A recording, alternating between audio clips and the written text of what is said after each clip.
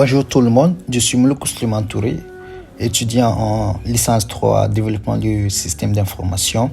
Donc dans cette nouvelle vidéo, je vais vous expliquer en gros qu'est-ce que c'est le Big Data et quel est son fonctionnement. Donc on va essayer de travailler sur le plan ci-après. En grande 1, je vais vous définir qu'est-ce que c'est le Big Data. En grande 2, je vais vous expliquer comment le Big Data fonctionne. En grande 3, je vais vous illustrer les différents types de données que peut étudier un projet Big Data.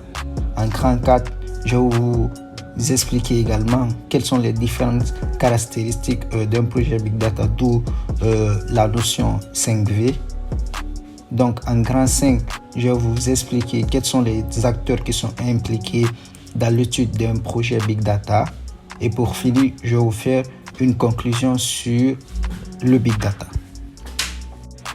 Alors, en parlant de la définition du Big Data, les thèmes les plus essentiels à retenir, c'est que le Big Data traite des mégadonnées, des grosses données ou encore des données massives. Donc, le Big Data, on peut le définir comme étant un ensemble un ensemble très volumineux de données qu'aucun outil de gestion de base de données ou de gestion de l'information ne peut être traité. Donc d'habitude on a besoin de traiter nos données avec des outils très simples tels que MySQL et autres, les gestions de base de données.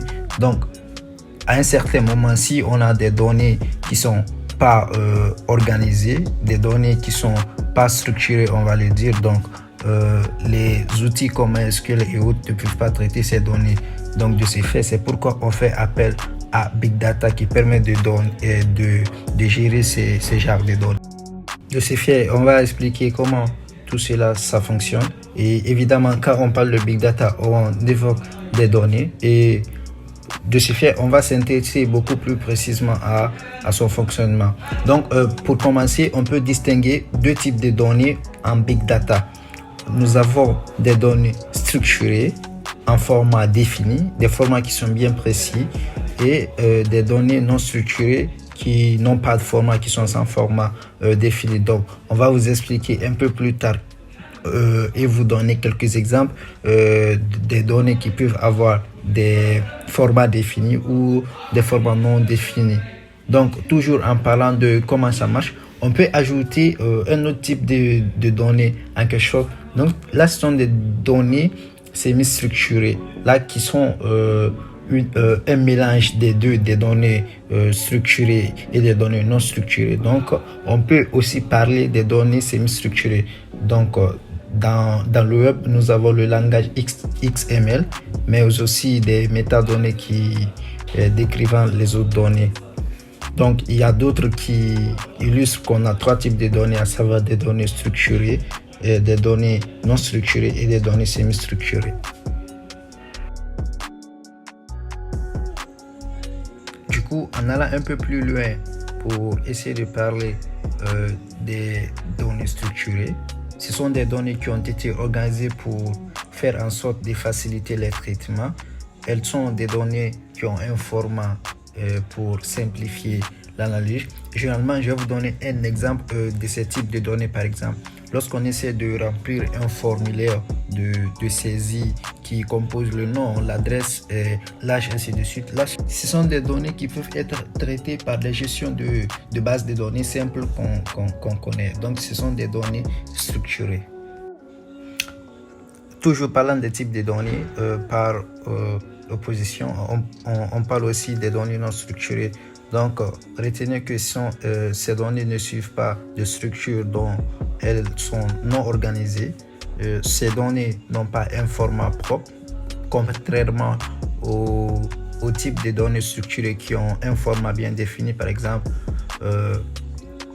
Donc, elles sont en principe plus difficiles à analyser. Là, c'est pourquoi on fait recours au Big Data qui peuvent traiter ces genres de données, dont les bases de données habituelles qu'on utilise ne peuvent pas facilement traiter ce genre de données. Donc, on appelle ça en gros des données non structurées. Donc, on ne peut pas parler de Big Data sans parler de ses caractéristiques qui sont entre autres la volumétrie, la variabilité, la vélocité, la véracité et la valeur. Donc ce sont ces 5 caractéristiques qui sont les principes de 5V qui définissent le big data en réel. Donc volumétrie, qu'est-ce que c'est? Ça permet de gérer des grosses données que des bases de données classiques ne peuvent pas traiter. Et la variabilité des données sont hétérogènes.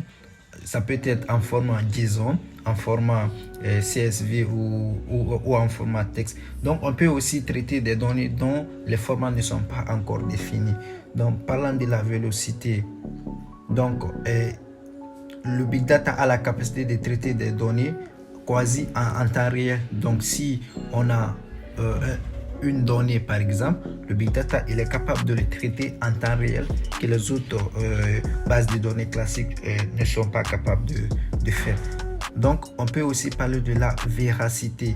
Donc toutes les données n'ont pas les mêmes valeurs, n'ont pas les mêmes poids effectivement dans l'algorithme de traitement.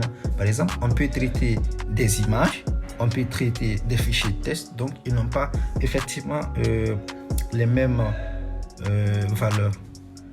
On parle aussi de la valeur. Les valeurs sont valorisées pour assurer pertinence, pour assurer pertinence, la création des valeurs pour des clients et pour des entreprises. Et si on parle de big data, effectivement, il y a des acteurs qui entrent en jeu dans la réalisation d'un projet big data, qui sont entre autres les différents acteurs d'un projet big data. Nous avons un architecte big data, les data ingénieurs, les data scientists et les représentants data link en production. Donc les architectes, quels sont les rôles des architectes? Ce sont eux qui font le choix des technologies, ils étudient et gèrent des dimensions de la plateforme, ils assurent le maintien applicatif de toutes les applications. Donc les data ingénieurs, qu'est-ce qu'ils font? Ce sont eux qui font la mise en place des flux d'injection et de traitement de données. Ils permettent aussi l'optimisation et l'industrialisation des algorithmes. Ils font effectivement le déploiement en production. Et les data scientists, qu'est-ce qu'ils font? Ils permettent l'exploitation des données. Ce sont eux qui vont utiliser les différents types de données et la création des modèles de référence applicatifs sur des données avec les descriptions spécifiques des règles d'implémentation des données. Et pour terminer, nous avons les représentants DLK, des data links en production, et ils permettent la gestion d'exploitation de toutes les applications liées à DLK en production. Donc pour finir, on va faire une brève conclusion sur l'importance du big data. Donc l'informatique à la base était le traitement d'une grande quantité de données, mais ce qui va changer avec big data, c'est la formalisation de l'évolution des données, de la vitesse et de la variété des données qui créent la valeur ajoutée. C'est-à-dire là on est capable de traiter une grande quantité de données.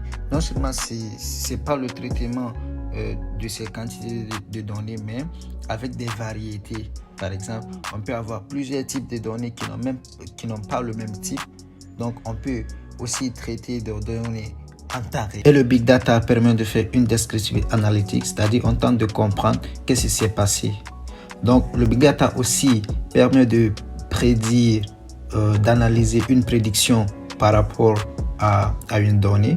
Donc on tente de prédire ce qui va se passer, et il permet de faire une prescriptive analytique.